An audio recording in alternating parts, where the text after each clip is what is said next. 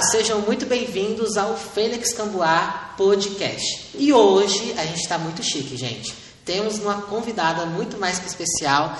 Evilane, seja muito bem-vinda ao nosso podcast. Muito obrigado por ter aceito o meu convite. Eu que agradeço, na verdade, é uma coisa nova, né? Porque, Sim. na verdade, o seu projeto é novo e também essa oportunidade é uma coisa nova para mim também, né? Mas eu estou feliz pelo convite, né? Me senti lisonjeada por você convidar para participar desse momento. E vamos ver no que vai dar, né? Vamos ver no que vai dar. E eu queria começar do início, da infância. Como que foi a sua infância, Evilane? Conta pra gente um pouquinho. A minha infância foi na zona rural do município de Caraíbas. Na verdade, eu nasci no município que depois se tornou município de Caraíbas, né? Era município de Tremedal, mas depois Caraíbas emancipou, virou município de Caraíbas. E vivi lá por 11 anos, né? Porque eu fiquei lá até os 11 anos. E foi uma infância feliz, né? Com muitos desafios na zona rural, com família simples, né? E vivemos lá numa casa simples com a minha família. Meus pais trabalharam durante toda a nossa infância na colheita de café em Barra do Choça. E então, na infância, a minha maturidade teve que chegar muito cedo, por conta dos meus pais viajarem para a colheita de café e a gente ficar sozinhos lá, cuidando de tudo. Eu sou filha de...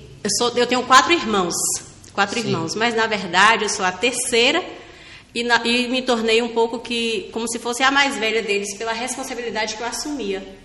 Mesmo sendo mais nova do que os 2 irmãos homens, sim, eu acabei assumindo muito a responsabilidade com os meus irmãos. Então, eles acabavam me respeitando. Era eu que comandava a casa quando os meus pais estavam fora. E aí, com isso, eu acabei não vivendo bem essa parte da infância, pulando etapas para responsabilizar logo, para cuidar da casa. A gente ficava sozinho na nossa casa. E dormíamos, a gente era tão pequeno quando os meus pais ficavam fora, que a gente ia dormir na casa da minha avó, porque a gente não podia nem dormir sozinhos. Então essa parte da infância é uma parte que foi de muito aprendizado também, né, de muito crescimento. Eu assumi responsabilidades, eu entendo até o porquê, né, a gente acaba assumindo, tendo esse espírito de liderança, porque teve que liderar na casa, com os irmãos, na família, com a irmã mais nova. Mas isso também fez com que a gente pulasse etapas, né? Eu acabei pulando logo ali na infância já para assumir responsabilidades. Então, na infância, você foi meio que a matriarca da família, enquanto eles estavam ali, seus pais estavam fora, você assumiu um papel de matriarca. Então, era a chefe ali de todo mundo. Acabei assumindo. Não foi porque eu quis, mas isso aconteceu. Sim. Isso gerou coisas boas, é claro, né? Isso... Eu tenho muita coisa que eu trouxe dessa fase da minha vida, mas também gerou assim, perdas, né? Que a gente acabou não vivendo bem a infância nesse sentido. Mas foi muito bom, com certeza, a nossa parte lá. A gente viveu lá até os 11 anos, mas eu tinha muita vontade de sair de lá. Aí depois, quando eu tinha 11 anos, a gente acabou saindo porque o meu irmão mais velho já precisava sair de lá para estudar. E como lá não tinha, né, na época não era uma época que tinha ônibus que levava os alunos para a cidade, tinha que ou ia para a cidade para estudar ou não tinha como estudar.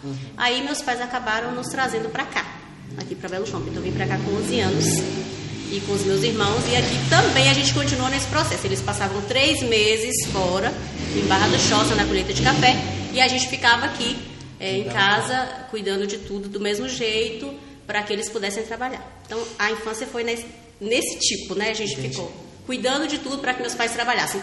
Foi difícil, mas era o que eles podiam fazer por nós, né? Para que a gente pudesse estudar, para que a gente pudesse vir para cá e para que a gente alcançasse tudo que a gente acabou alcançando depois. Então foi um desafio ali inicial, sim, mas que acabou sendo recompensado futuramente, né? Foi algo a longo prazo, digamos assim. Sim, sim. Isso gerou, com certeza, um processo assim de muita cobrança, né? Eu fui uma pessoa muito cobrada. E também isso acabou gerando em mim, né? Eu acabei me cobrando muito, me exigindo muito, querendo sempre acertar muito. Depois que você cresce, agora com a maturidade, você entende várias coisas que você acabou vivendo por conta disso, né? Inclusive quando você vai fazer terapia, quando você se descobre, você percebe assim que muitas coisas que você viveu depois foi fruto desse processo que você viveu lá na infância, né? Então, depois eu até brinco que depois que eu cresci é que eu falei, agora eu não preciso ser tão exigida, eu não preciso me cobrar tanto, porque eu fui compreendendo. Mas lá atrás, na infância, a gente Queria fazer tudo muito certo, queria acertar sempre, queria agradar, né, a família, os pais.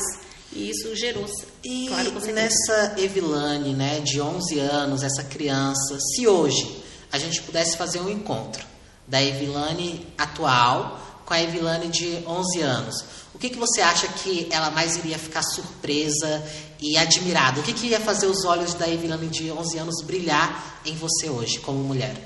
Eu creio que realmente geraria isso mesmo, esse encontro, porque, inclusive, a gente acaba fazendo isso na terapia, né? A gente volta lá e fala para a nossa Evilane criança certas coisas, eu vivi isso, eu fiz isso, mas ela ficaria feliz com aquilo que eu alcancei, porque eu creio que, pelo fato de morar numa comunidade simples, sem muitas expectativas, eu não tinha um projeto naquela época, eu não sabia onde eu ia chegar, eu talvez até lá na zona rural eu nem sonhava com o que eu ia ser, com o que eu ia fazer, e as coisas foram acontecendo. E essa Evilane aqui, adulta, madura, ela realmente iria olhar para essa Evilane de 11 anos e dizer, olha, eu estou feliz, eu cheguei até aqui, eu gosto de quem eu me tornei, né? E eu acho que isso é o mais importante, que eu acho que essa pergunta a gente deve fazer muito. Sim. Porque muitas vezes eu até digo isso, né?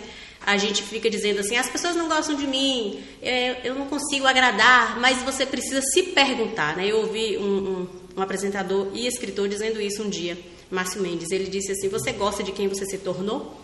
A partir daí eu passei a me perguntar se eu realmente gostava de quem eu me tornei, porque às vezes a gente quer que as pessoas gostem, que os outros gostem de nós, mas nem nós mesmos gostamos de nós mesmos. A gente não conseguiu alcançar isso. E aí eu passei a refletir e avaliar. A Evilane de hoje gosta de quem se tornou? O processo todo, porque tornar isso aqui foi um processo. Não foi assim, você instalou e aí chegou nisso, né? E eu gosto de quem eu me tornei, eu diria para essa Evilane, olha, eu estou feliz, eu me tornei essa mulher e eu gosto de quem eu me tornei. E você, Evilane, de 11 anos, contribuiu com isso, com certeza. Que legal. Você citou, né, a questão do processo. Então, vamos lá. Saímos agora da Evilane de 11 anos para a Evilane adolescente. Quem era a Evilane da adolescência? Era rebelde, não era rebelde? Como é que é? A Evilane da adolescência foi exatamente, cheguei aqui com 11 anos, né? Então eu vivi a minha adolescência toda aqui em Belo Campo, né? Sim. Mas a Evilane da adolescência sempre foi uma Evilane muito certinha, muito cumpridora dos deveres, das obrigações. Eu sempre fui assim. Boa aluna na escola? Era, boa aluna na escola. E aí, na adolescência, nesse período, eu vivi também, assim, talvez a destruição dos sonhos, né? Porque naquela época era muito difícil estudar, não era como hoje, as facilidades que a gente tem hoje, o acesso que se tem, né, ao curso superior, por exemplo. E na adolescência, eu dizia na escola que eu queria estudar psicologia. Só que naquela época, isso não era tão simples como hoje, né? A minha família, por exemplo, eu não vejo que a minha família me criou assim, eles nos criaram para ir para o nível superior, nos criaram para estudar. Trouxeram para fazer ensino médio, né? Quando eu cheguei já era ensino médio, foi terminando o magistério e entrou no ensino médio. Mas assim, eles não nos projetaram, nos prepararam para sair dali já sonhando em ir para a universidade. Então a gente acabou se limitando também. E aí eu sonhava, né? Falava, eu quero fazer psicologia. Porque desde a adolescência eu gostava de falar e a gente conversava, mesmo chegando aquela menininha acanhada da zona rural, que no primeiro dia que chegou na cidade a mãe levou para catequese, e aí a gente se deu conta de que a gente estava na cidade com uma turma diferente, com pessoas diferentes e tal, e foi para a escola, sofreu bullying na escola, não foi bem aceita no primeiro momento, então a gente precisou, eu, por exemplo, eu digo assim, que a gente precisou enfrentar isso para poder ser aceito, para ser alguém. Então você teve que ter uma outra coisa que você apresentasse que fosse fazer você ser aceito. Então assim, depois que a gente foi tomando espaço e eu fui estudar e fui para a escola e consegui alcançar isso, né? Por quê? Porque estudava, porque era boa na escola e essa coisa toda, né, de apresentar e tal, eu falava, quero fazer psicologia. E aí, certa vez, um professor de física, ele disse na sala de aula, então ele considerou que não era possível para mim, né? Sim. Ele falou assim, olha, não fique pensando assim, porque talvez você não alcance. Então você faça primeiro o que você puder e um dia, quem sabe, o que você sonhou. Aquilo marcou profundamente, porque até hoje eu trago, né, isso. E desde então eu entendi que então não ia fazer psicologia, porque psicologia não era o que eu podia fazer, era o que eu sonhava. Então eu ia fazer uma outra coisa e um dia o que eu sonhava. Aí eu passei a minha adolescência toda, logo eu comecei a namorar, e aí namorar sério, pra casar, essa coisa toda, porque, como eu disse, eu era alguém tudo muito certinho, né? Então era tudo nessa linha. E aí acabei namorando a minha adolescência toda, né? Porque comecei a namorar com 15 anos e casei com 19, né? E aí eu não entrei na faculdade realmente nessa época, só depois. Então eu queria voltar um pouquinho e entender melhor essa frase que esse professor de física, né, te fez, falou ali. Você já citou que ela te marcou, mas eu queria saber se você ainda concorda com essa frase ou não concorda, como é que é? Hoje, sua visão sobre essa frase. Não concordo. Não? Não concordo. E eu acho que hoje ela, né, na maturidade, sim, ela não alcançaria em mim, não causaria o que me causou na época, né? Porque hoje eu entendo e eu vejo o seguinte, e eu digo isso para o jovem, eu disse isso a semana passada para um menino na minha casa, um amigo do meu filho. Ele estava lá em casa e ele disse o que ele sonhava em fazer, que era uma engenharia, mas o que ele ia fazer porque ele não alcançaria, a minha média não dá para entrar e tal. Eu disse para ele, você é um menino muito jovem, você pode fazer o que você quiser. Você vai tentar quantas vezes for preciso, você vai estudar mais e você vai chegar naquilo que você deseja. Você não precisa fazer a segunda opção já, porque você acha que você não é capaz, que não dá. E eu disse para ele exatamente diferente daquilo que eu ouvi.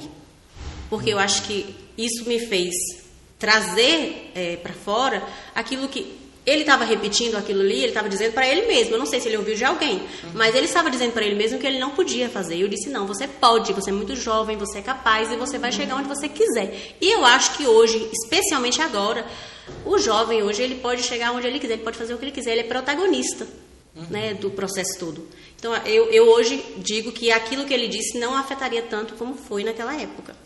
E aí eu acabei cursando depois geografia, realmente, né? Então mas lá na frente, já casada, com filhos. Sim. Então chegamos agora, né, na fase adulta, já passamos pela adolescência, chegamos em geografia. Por que geografia e o que fez você trocar essa ideia daquela frase do professor e falar, não, eu posso sim fazer o que eu quero, eu posso ter um curso superior? Na verdade, tudo foi acontecendo. Eu digo que na minha vida as coisas foram acontecendo. E aí eu namorei cedo e depois eu me casei com 19 anos, mas eu já trabalhava desde os 13, né? Que essa parte da adolescência já foi trabalhando, eu trabalhei desde os 13 anos de idade. Por que você trabalhava? Com 13 anos de idade, eu fui trabalhar em casa de família. Meu pai não concordava. Ele achava, não te falta nada. Mas esse espírito de que você precisa ter acesso ao dinheiro, você precisa comprar o que você quiser. Eu fui trabalhar com 13 anos. Trabalhei dos 13 aos 15 em casa de família. Com 15 anos, aí antes de começar a namorar para casar, eu entrei no emprego que eu falo que foi o que transformou, talvez assim, a minha história, porque foi quando eu entrei na secretaria da paróquia, eu fui a primeira secretária paroquial da nossa cidade. Com o padre Fernando, né? Foi ele que me viu na rua, eu participava da igreja a vida inteira. Sempre fui católica, participante.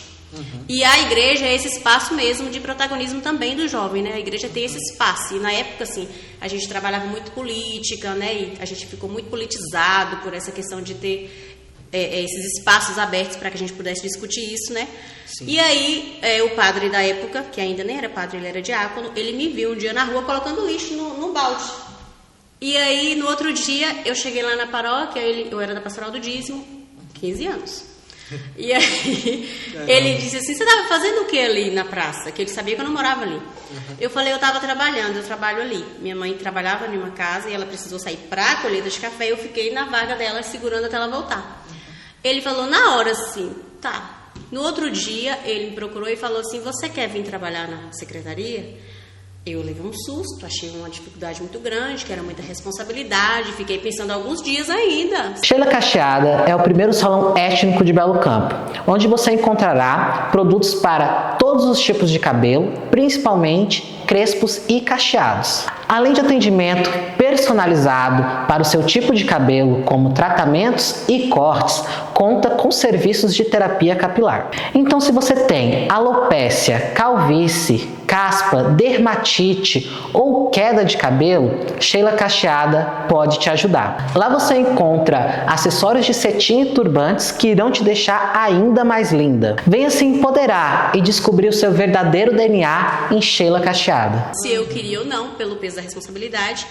E aí depois eu acabei aceitando e lá eu trabalhei 5 anos.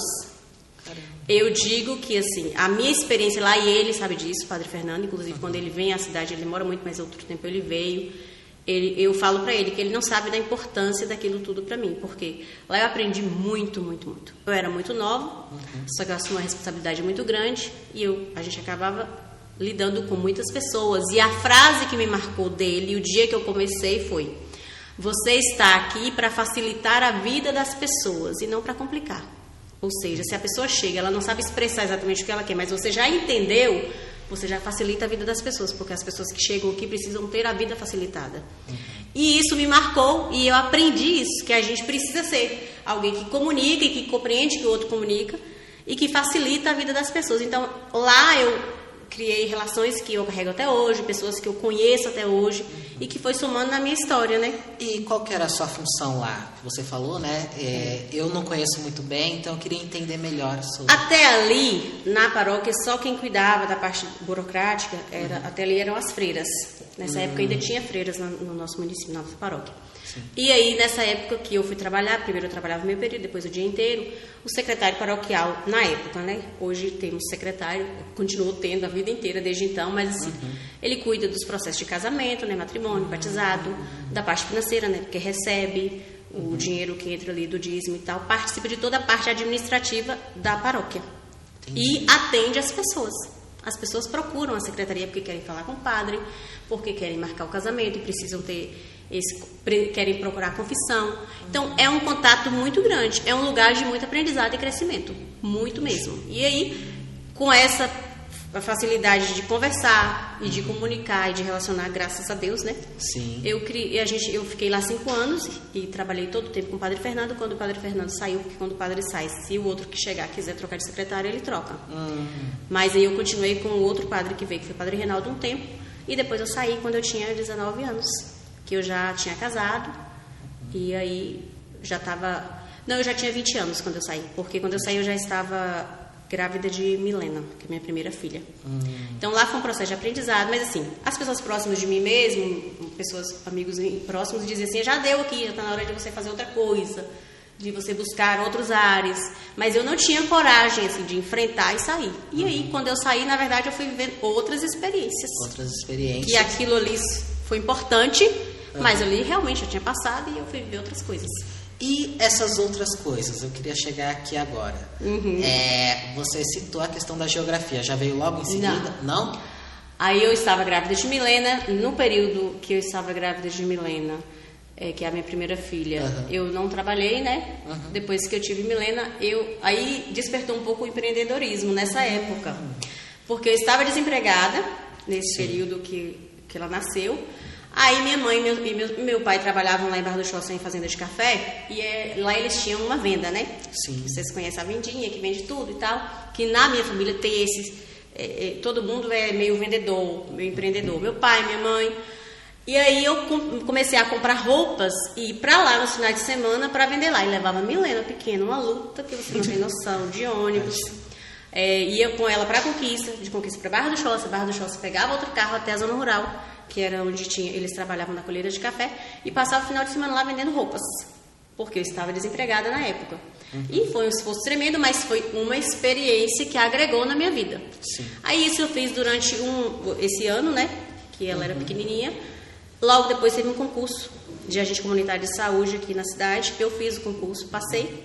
Ela tinha 1 ano e 3 meses, né? E aí eu comecei a trabalhar como agente comunitário de saúde, que foi uma outra experiência maravilhosa.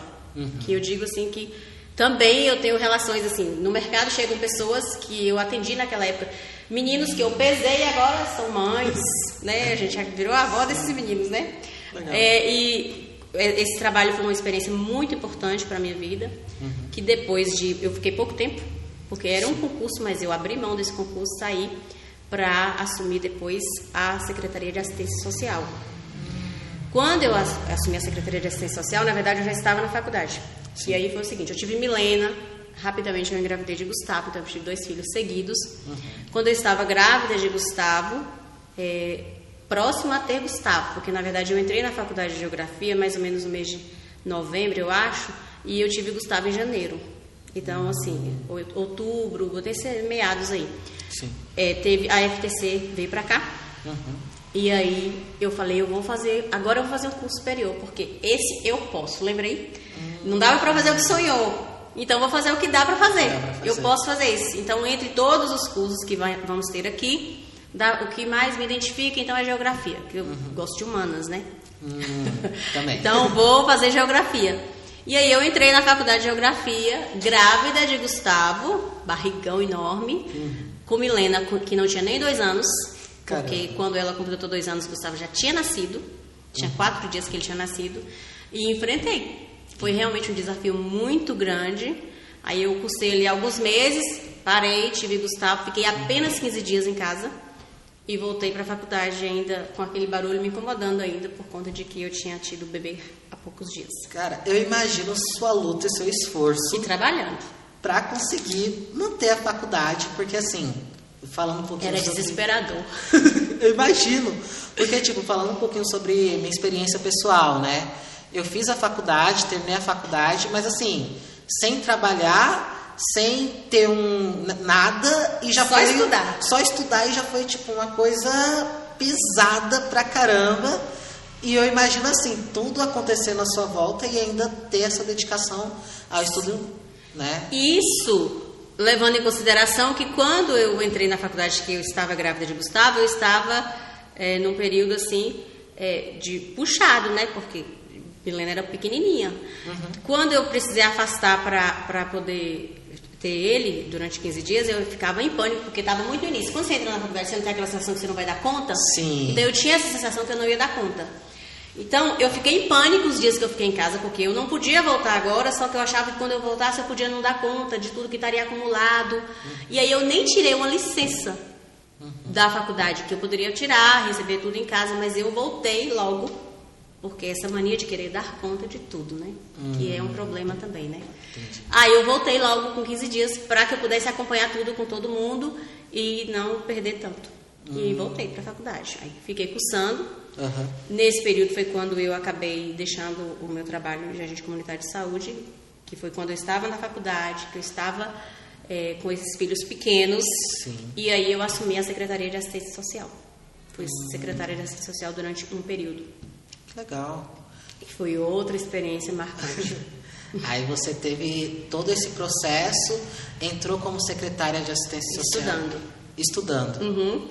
E com 2 filhos. E com 2 filhos, pequenos. Caramba! Uma loucura. Entendi. Era uma loucura tão grande que eu me lembro quando chegou no final do curso, do TCC, gente... assim, a gente olha para trás e fala, como é que eu dei conta? Eu dei conta. Sim. Então, assim, isso me faz pensar assim, eu dou conta realmente. Porque eu dei conta disso, né? Sim. Eu me lembro que tinha dias que deixava o trabalho um pouco para ir para casa para de tarde, eu e uma colega passarmos, Ilana, inclusive, que a gente acabava fazendo as coisas juntas. Outras colegas, né? que está aqui, por exemplo. E a gente fazia trabalhos juntos, a gente se reunia à noite. E era uma correria, uma loucura. E eu dei conta, então, realmente, eu dou conta de muito mais, por conta de tudo aquilo que a gente conseguiu fazer. Aí eu terminei o curso, já saindo do trabalho de assistência social. Nesse período da assistência social, eu viajei muito. Eu viajei várias vezes, né? Porque o secretário tem essa função, né? Sim. Viajei para Salvador várias vezes, para CIB, para reuniões, muita coisa. Tanto é que, assim, muita coisa que chegou depois que eu tinha saído, na verdade, eu tinha buscado antes. Aí, como a gente saiu, o mandato do prefeito, que era prefeito na época, era Elson, perdeu, e aí a gente saiu, todo mundo sai junto, né? Saiu os prefeitos, saiu os secretários, e aí tudo que a gente tinha buscado chegou no mandato do prefeito, que chegou depois, né? Posterior. Mas foi um processo nesse ano, muito corrido, de muita luta, de ficar fora, de viajar. Fui para Brasília, fui para Salvador, várias vezes, tipo, bate e volta, vai hoje, volta amanhã, para dar conta de tudo isso. Entendi. Eu nem sei como é que dei conta, mas deu. E foi uma experiência muito boa. Tá precisando decorar sua casa? Na loja Menina Arteira você vai encontrar lindos arranjos, buquês e tudo, absolutamente tudo que você imaginar para deixar o cantinho mais aconchegante possível. Está localizado na Avenida Vitória da Conquista, número 92. Menina Arteira é o local que você precisava conhecer para deixar o seu ambiente mais bonito. O número de telefone está aqui embaixo. Não deixe de conferir a loja Menina Arteira. Boa. Nesse período aconteceram muitos projetos na Secretaria de Assistência Social, muita coisa profissionalizante, tudo aquilo que foi sendo buscado para a comunidade, e eu tive contato com muita gente. Eu trabalhava de agente comunitário de saúde e fui para a Secretaria de Assistência Social. Então, pessoas que eu atendia como agente comunitária de saúde, depois eu atendi como secretária e eu pude fazer por essas pessoas. Eu não me esqueço, por exemplo, de um caso de uma senhora que ela era deficiente física e ela não recebia nenhum benefício. Quando eu era agente de saúde, eu achava aquilo injustiça, por causa da situação daquela mulher, a mulher não conseguia benefício. Quando eu fui para a secretaria, eu entendi como fazer para aquela mulher alcançar o direito dela, porque lá a secretaria tinha acesso e tinha como encaminhar. Essa mulher foi um dos casos, por exemplo. Sim. E outros vários casos. Situações, por exemplo, de você atender alguém com a criança molinha no colo, com 8 meses, e falar assim, mas essa criança realmente, por que ela ainda não senta? Ela tem 8 meses, né? Uhum. E a mãe não tem noção por que ela não senta. Então, ela está pedindo uma cesta básica, mas na verdade ela tem direito a muito mais do que isso. E aí você encaminhar, ela ir no médico, conseguir um laudo, você marcar, e ela depois passar a receber o benefício e não precisar buscar uma cesta básica, porque na verdade ela tem direito a um auxílio que vai dar a ela condição de cuidar dessa menina. E essa menina você conhecer até hoje ela vir no mercado, você encontrar essas pessoas e saber que você pode fazer algo por essas pessoas, entendeu? Que não é que você deu nada a ninguém, na verdade você apenas encaminhou para aquilo que é um direito dela e que ela não sabe como chegar. Eu acho que deu acesso, né? Acesso à informação, acesso ao caminho. Isso, que é o mais importante. Que é realmente algo... É muito impressionante te ouvir falar e ouvir todas essas histórias, né? Todos esses casos, porque a gente percebe, eu tenho um lema na minha vida, que é o poder das conexões. Eu acho que a conexão faz com que a gente tenha realmente poder. E quando a gente conecta pessoas, conecta ideias, conecta existências, a gente vai criando um poder assim absurdo. Eu acho que pessoas empoderam pessoas através da conexão. E eu acho que é justamente esse o trabalho que você cita, né? Que você fez com essas pessoas. Porque quando eu assumi a secretaria, eu não me esqueço. No discurso de posse da secretaria, eu disse exatamente isso, né? Que a minha meta lá era alcançar pessoas. Que o meu objetivo lá era poder alcançar pessoas, é poder levar pessoas ao acesso àquilo que elas tinham direito e que elas sequer sabiam como chegar, né? E aconteceram vários outros casos, né? Uhum. E depois foi interessante que quando eu saí da secretaria, esse caso, por exemplo, dessa menina especial, a mãe um dia, né, ela chegou no mercado e falou, olha, eu não estou conseguindo, ela levava a filha direto para um tratamento em Conquista, né? Uhum. Depois ela alcançou a PAI, essa menina desenvolveu muito por conta de ter condições de procurar, né?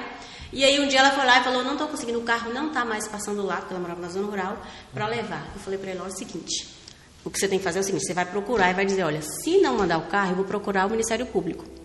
Se você disser isso e não mandar o carro, você vai procurar o Ministério Público. Ou seja, eu não fiz nada por ela, não foi eu que dei nada a ela. Sim. Ela procura, na outra semana, ela vai dizer, olha, o carro está passando toda semana.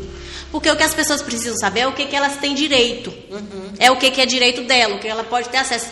Ao fazer isso, eu fiz isso com outras pessoas, entendeu? Não é que eu fiz nada por ela.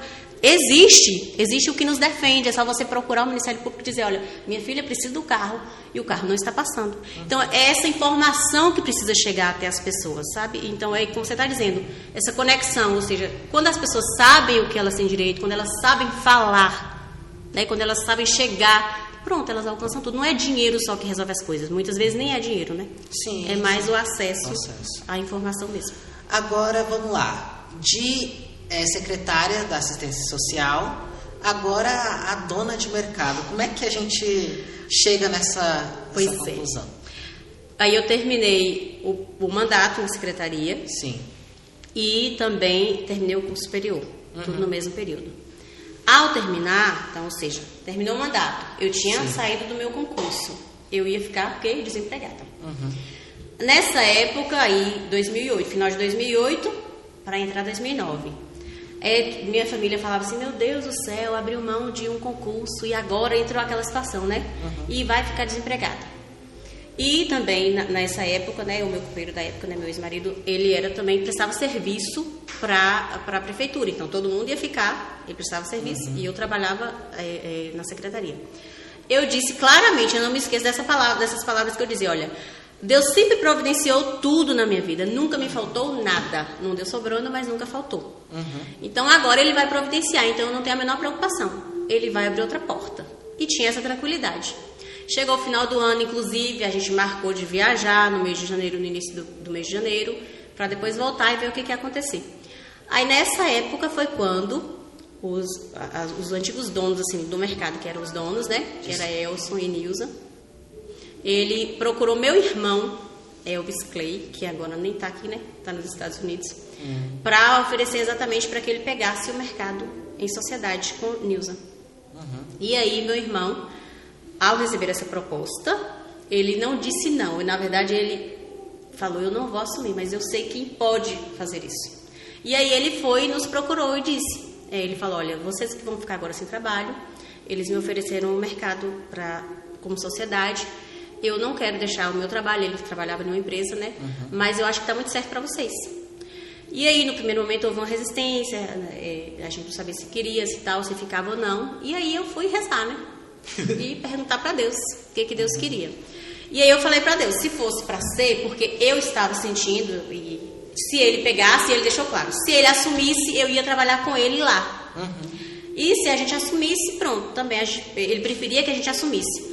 E aí depois caiu no coração da gente e a gente foi e assumiu. Fizemos esse compromisso no final do mês de dezembro, ainda viajamos e voltamos e assumimos lá no dia 24 de janeiro de 2009. Assumimos com a cara e a coragem e a vontade de trabalhar. Recursos muito poucos e sem conhecimento. Por quê? Eu disse aí, né? O que eu tinha feito até aí, né? E na época a gente não tinha experiência, a gente não tinha conhecimento da área, mas a gente teve muito apoio, né? Meu irmão, por exemplo, Elvis Clay, foi alguém que participou nesse processo inicial, que teve todo o processo de balanço, e aí todo mundo se juntou e a gente iniciou e fomos trabalhando muito. Nessa época os meninos eram pequenos ainda, então a gente trabalhava muitas horas sozinhos, porque a gente não tinha ainda funcionários. E esse processo foi doloroso inicial, sabe assim, deixar os filhos de manhã, pegar 8 horas da noite, com uniforme na casa da mãe, dormir no sofá esperando pra gente pegar. Então, assim, todo um esforço que aconteceu aí. Você sabe como é que é o empreendedorismo. A gente começa e o dinheiro que entra você não vê. Você não vê porque tudo que entra fica reinvestido lá. Então, até dá a impressão inicial assim, meu Deus, não tá dando nada isso aqui porque a gente não tem recurso. Então, nos primeiros 6 meses... a gente se manteve as contas fora daquilo que era comida, porque comida tinha ali, com uma poupança que eu tinha, que a gente foi usando, porque os filhos estavam na escola, era tudo isso. Nos primeiros 6 meses ninguém via um centavo, era tudo ali. Depois disso começou aos poucos, e aí a gente já contratou alguém, né, que foi o primeiro que foi trabalhar com a gente, e as coisas foram acontecendo devagar. Então, eu queria refazer uma pergunta que eu fiz, só que agora ao invés de ser com a Evilane de 11 anos, eu queria conversar com a Evilane de 2009, que estava ali no início, estava saindo da Secretaria de Assistência Social, estava ali no início do empreendedorismo. Hoje, você olhando para ela e ela olhando para você, o que ela acharia de você hoje? Qual seria a conversa de vocês? A conversa nossa, né? Como é que seria? É interessante pensar assim, refletir, reavaliar dessa forma, porque eu acho que a gente acaba não pensando muito nisso, né? A gente vai só vivendo. Sim. E vivendo muito no automático. Especialmente quem trabalha no comércio. Porque o comércio, ele nos consome, né? O nosso tempo é todo consumido e a gente quando a gente não está nele, a gente está preocupado com ele. Então a gente acaba passando o tempo e não vai nem percebendo as coisas acontecendo muito.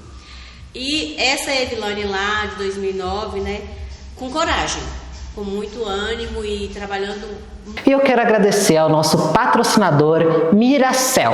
Miracel, que é referência em assistência técnica e eletrônicos aqui dentro de Belo Campo.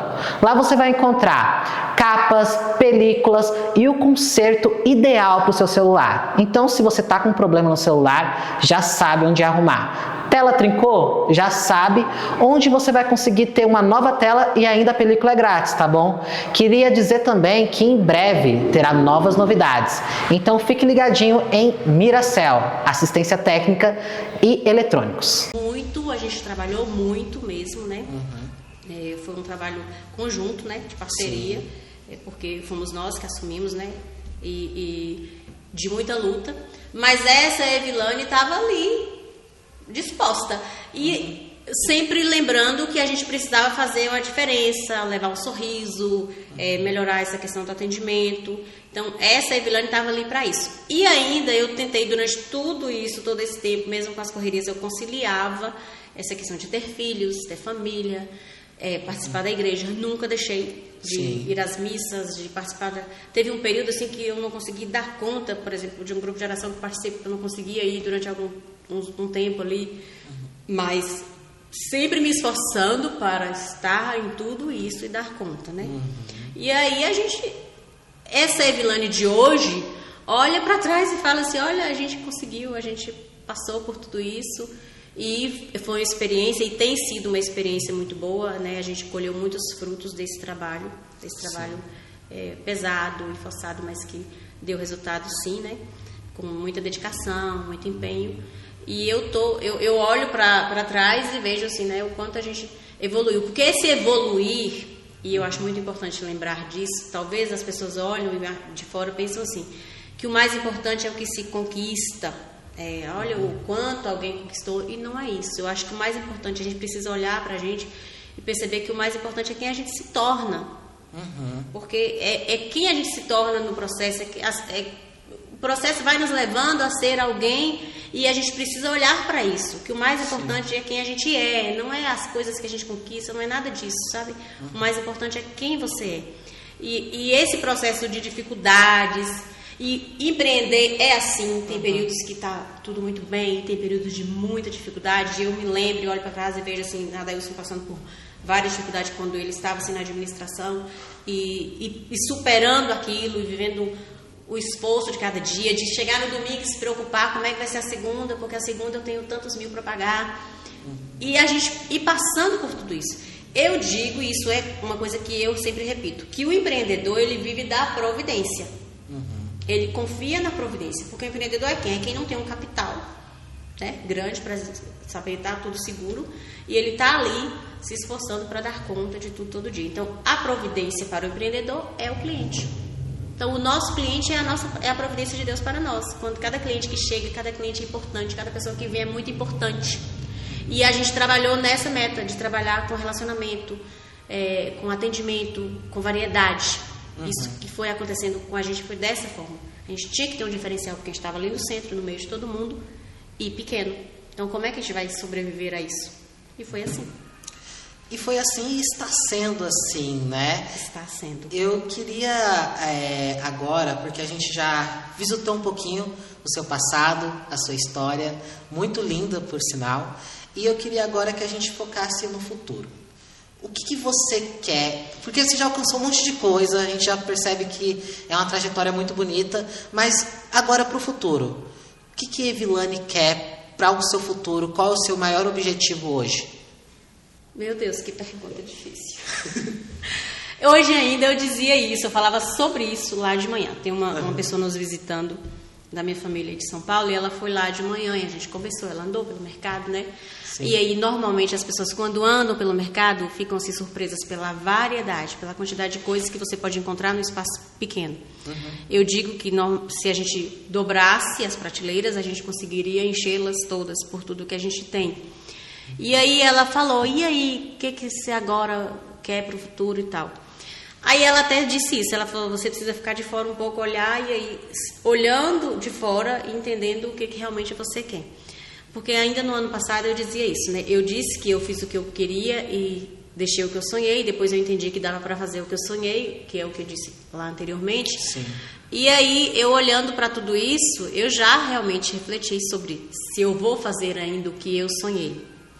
E uma das coisas que eu projetava, talvez até para esse ano, era exatamente cursar aquilo que eu sonhei, que era psicologia.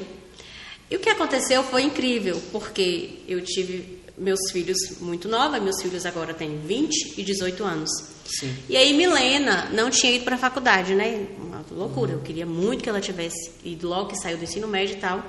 E aí no início desse ano, Milena vai e decide que ela vai para a faculdade. E ela vai cursar psicologia. Caramba! E ela entrou no curso de psicologia. Sim. Aí chegou um momento que eu disse assim, só que agora eu sou a avó, né? Uhum. Eu sou mãe, eu sou a avó.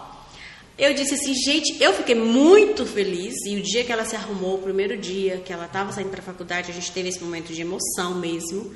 Porque ela sabe o quanto eu estava feliz por isso.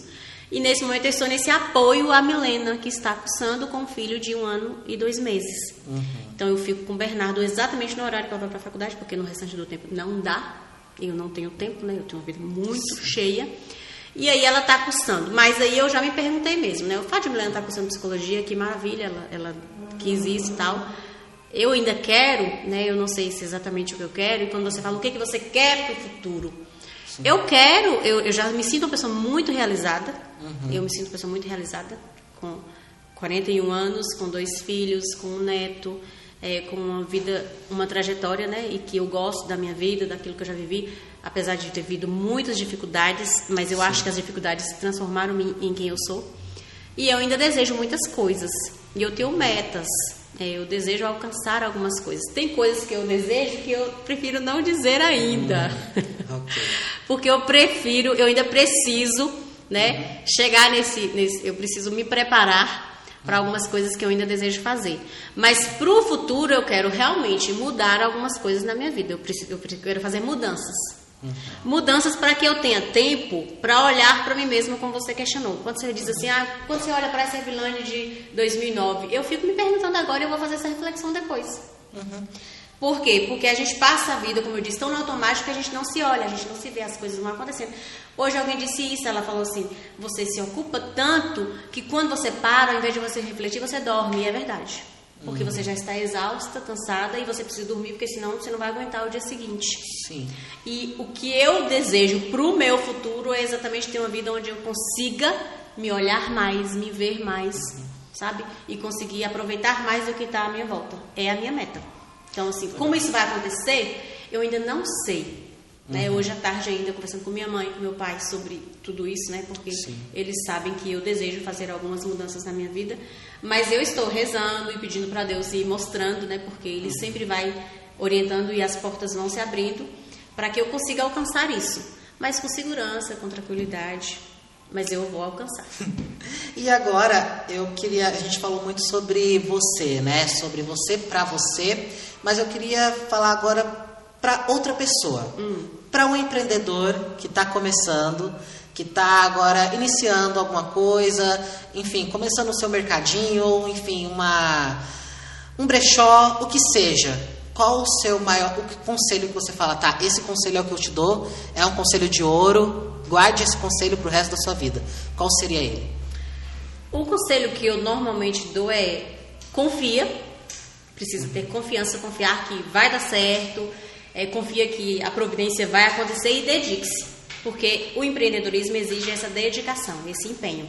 Sim. Mas é também o seguinte, faça desse seu empreendedorismo um projeto em que você consiga viver, porque é preciso viver, a gente precisa estar empreendendo, estar trabalhando e estar vivendo. Talvez a minha vida foi tão cheia e tão ocupada porque eu quis ao mesmo tempo de fazer tudo isso, eu vivi. Eu olho para trás e eu vejo que eu vivi muita coisa durante esse tempo, eu vivo muita coisa, mesmo com a grande ocupação do trabalho, porque o empreendedorismo é o seu trabalho, ali é o seu emprego no final e você está ali empreendendo. Mas eu digo, faça tudo vivendo. Hoje eu vi uma história interessante, minha mãe mostrou uma coxa na casa dela e falou assim, olha, a vizinha começou a comprar tecido e fazer coxas, né? E ela está vendendo muito com isso. Na hora eu enxerguei ali, né, a visão dessa mulher, o empreendedorismo dessa mulher, a mulher dentro de casa, sem alugar um espaço nem nada, ela está lá trabalhando e está vivendo. Aí na hora eu falei para a mãe, olha que lindo, as pessoas conseguem viver, as coisas vão acontecendo e é isso que faz a gente acreditar. Então o empreendedor é essa pessoa que acredita, ela vê uma oportunidade Naquilo que ninguém talvez está enxergando, ela vê a oportunidade. Então você viu a oportunidade, você está enxergando ali uma porta, invista, acredite, dedique-se e lembre-se, é preciso ir fazendo tudo e vivendo. Por quê? Porque a vida está passando. A vida está passando. Tem 16 anos que eu estou no mercado. Sim. São 16 anos. Então, durante esses 16 anos, a vida foi passando. E ela passa se você estiver fazendo alguma coisa, se você não estiver também. Então, é importante que a gente faça tudo e vá vivendo. Porque a gente não sabe quanto tempo a gente tem. Né? A gente não sabe se eu vou viver até amanhã ou se hoje mesmo eu vou partir. E aí? O que a gente fez, né? E eu acho muito importante se preocupar com o que você vai deixar. Como as pessoas vão se lembrar de nós. Então também trabalhar o nome, né? Não só... Exatamente. Não é só negócio, gente. Não é só ganhar dinheiro. Não é só isso. É uma vida. No trabalho, a maior parte do tempo que a gente passa, a maior parte do tempo no trabalho. Então, o nosso trabalho torna-se também a nossa casa. É o lugar onde a gente convive com o maior número de pessoas. Quando a gente fala com o maior número de pessoas. Então, assim, não é só vender. Não é, que o empreendedor é esse que está vendendo alguma coisa. É sua imagem. Não importa, você está vendendo alguma coisa. Mas é exatamente conviver. Quantas vezes no trabalho, no mercado, no corredor, você atende um cliente e você percebe que o que ele estava precisando era de conversar com alguém. Teve uma história muito interessante que aconteceu comigo. Eu fui no corredor, o que você está precisando? Porque a pessoa estava lá procurando e a gente acaba sempre fazendo isso, né? Sim. E aí ela falou o que ela estava precisando e do nada começou a contar. Que na verdade ela estava ali, que ela tinha acabado de sair de uma internação porque ela tinha tentado suicídio. E ela estava querendo alguma coisa para tipo, mudar o visual, melhorar a autoestima. E a gente pôde conversar ali, dar atenção para essa pessoa. É muito mais do que vender, é muito mais do que dinheiro, né? É uma relação que se estabelece. Aí você troca o telefone com essa pessoa, você manda mensagens para essa pessoa depois para ver como é que essa pessoa está. Então, é essa relação que as pessoas talvez olhando muitas vezes pensam que o comércio em si é só comércio. Nenhum trabalho é só aquilo ali, é mais. É convivência com pessoas, é relacionamento, é troca. Às vezes você não está muito bem, você vai trabalhar. Quando eu era agente de saúde, eu pensava nisso. Eu passei por dificuldades muito grandes na minha vida pessoal naquele período. E aí eu saía para trabalhar e encontrava pessoas e falava, olha, a minha situação nem é tão grave assim, olha a situação dessa pessoa. Então eu consegui olhar para o outro também, eu consegui enxergar naquele ambiente. Não importa, não precisa você estar no atendimento como psicólogo, ou como médico, ou como... padre na confissão, pastor, para você realmente ouvir pessoas e poder transmitir para pessoas. Você pode fazer isso em qualquer ambiente, onde você encontra com pessoas, conversa com pessoas, você pode fazer isso. É muito legal ouvir isso de ti, porque você fala sobre o acolhimento, sobre, né, ouvir uma pessoa que está ali, que acabou de sair de um suicídio, de uma tentativa de suicídio, para querer renovar a vida, renovar o rosto, enfim, o cabelo, tentar algo novo. Eu acho que isso mexe muito comigo num lugar muito particular. E, enfim, deu vontade de falar sobre isso também, porque ano passado eu fui internado 3 vezes com tentativa de suicídio. Não sabia, desculpa ter tocado nesse assunto. Pois é, e assim, a primeira vez que eu tentei foi aos 11 anos. Então, às vezes, tudo que a gente precisa é realmente... um incentivo, um vai, um você pode, porque na vida a gente acostuma tanto a ouvir um você não pode, você não consegue, aquela frase que o seu professor de física falou, né, você... é só o que você dá conta, como é que era? Não faça o que você pode, não o que você sonhou, ou seja, larga o sonho de lado e vai fazendo o que dá. Vai fazendo o que dá, e a gente vai nesse automático assim, e vai fazendo o que dá, e às vezes é só parar e olhar para o lado e... ok, vai dar certo, você consegue. Eu acho que é muito importante. E eu acho que a vida já faz isso muito bem, de ficar, muitas vezes, podando as pessoas, né? E querendo cortar. Então, a gente precisa ser quem realmente motiva o outro, levanta o outro. E essa questão, o fato de vir aqui, porque desde quando eu soube do seu projeto, eu sempre olho isso. O jovem, ele precisa ser protagonista. O jovem precisa conquistar um espaço. Né? Porque, inclusive no encontro que eu fui recente, foi falado muito claro assim, né? A gente precisa, na igreja, nos espaços, dar esse lugar para o jovem. O jovem não aguenta só carregar cadeira, eles falavam isso, né? Sim. Não aguenta só limpar o chão, lavar banheiro. O jovem tem muito mais para dar. E eu acho que essa fase da vida é a fase de maior construção. De maior construção, assim. Eu tive essa fase lá na minha adolescência, eu saía para muitos encontros de igreja, eu ficava no final de semana, por quê? Porque eu não tinha os compromissos que eu depois assumi. Então, é a fase onde você pode realmente gastar tudo para fazer o que você quer ainda, para alcançar o que você sonha. E aí as pessoas ficam cortando, não. A gente precisa acreditar nisso. E quando eu soube do projeto, foi minha mãe que comentou um dia. Lá em casa ela comentou, né? O filho de militão, aquela coisa toda, né? Que tem um projeto assim assado. Então, assim, isso é muito interessante. Porque eu acho que o jovem precisa conquistar esse espaço. O jovem precisa sonhar e ele precisa fazer, porque ele pode fazer. Vocês estão na idade que se pode errar ainda, falhar, se não dá certo isso, vai fazer outra coisa. A gente já fica pensando mais assim, né? A gente tem um pé mais no chão. E eu gosto muito de estar segura, né? Porque já passou um pouco essa fase. Apesar de me sentir muito jovem, muito viva, com muita vontade de fazer, de viver, com certeza. E eu amo exatamente essa relação com a juventude. Eu trabalhei com jovens na igreja. E a gente sabe que trabalhar com jovem não é fácil, porém é maravilhoso. Porque você enxerga exatamente esses extremos, né, onde eles estão assim, um espetáculo, outra hora eles estão realmente vivendo os conflitos. E eu falo o seguinte, o jovem, ele está na fase que ele não sabe muito bem quem ele é, né? O adolescente, ele chega uma fase que, se a gente olha para um filho adolescente e fica caçando, cadê aquele menino, né? Agora ele transformou tanto que não é mais aquele. Imagina para quem está vivendo. E no mundo de hoje, muito mais. Porque, assim, eu também vivi dificuldades e conflitos, mas, assim, na época a gente não tinha acesso a muita coisa, então a gente acabava nem questionando tanto. E vocês, né? Então, você já é reflexo desse jovem vitorioso. Amém. É exatamente, vitorioso. Que você está aqui escutando outras histórias, e essas histórias, com certeza, estão realmente agregando na sua vida. Você está percebendo o quanto é possível, né? Você olha a vida do outro e fala, olha, eu tenho tantas oportunidades, eu posso tanto. E muitas vezes eu achei que eu não podia, e você pode. Pode, com certeza. Obrigada, Evilane. Olha, eu queria te agradecer imensamente pela nossa entrevista. Acho que deu para te conhecer muito melhor, saber toda a sua história de uma forma muito bacana. Acho que para quem ouviu ali também, né, ali atrás da telinha, seja no celular, no computador, enfim, onde você estiver assistindo, acho que deu para entender melhor e conhecer melhor essa mulher. E eu queria te agradecer imensamente por ter aceito o convite, por ter cedido o seu tempo precioso para a gente tá aqui. Então, foi com muito obrigado. Prazer mesmo. Quando você falou, eu acolhi com alegria, apesar de toda a correria, mas eu quis realmente adequar esse tempo, porque é isso, é exatamente dar protagonismo, né? Não é eu que vim protagonizar nada. Na verdade, o protagonista que é você, que tem esse projeto, né? E que faz acontecer.